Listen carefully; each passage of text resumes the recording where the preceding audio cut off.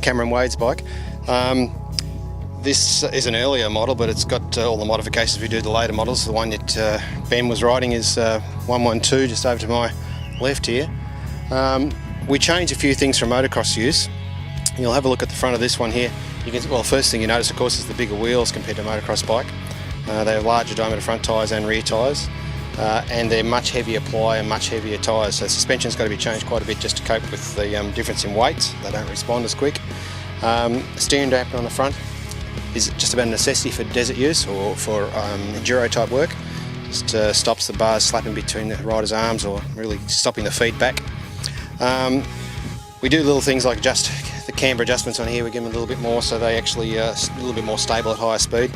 A bike like this, for thumb pump, it's geared for about 140 kilometres an hour. So over the rough stuff, that's really knocking the bike around.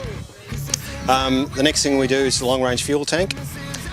These are 13.5 litres. The thumb pump we could nearly get 4 laps, but just not quite. Certainly in the early part of the race you can't manage 4 laps. It's about 3.75 laps, I'd say.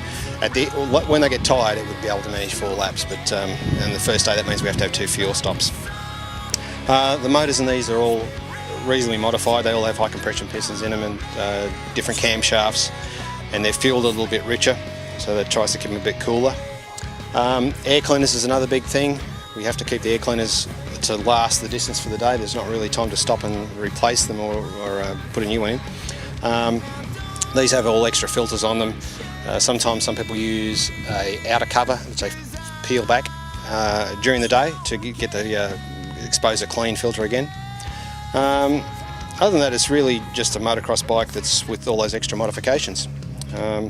This bike here, Cameron won thumb pump a couple of years ago on, and the second last year, and I think he's in the top 3 at the moment. Let's hope it goes well for the rest of the weekend.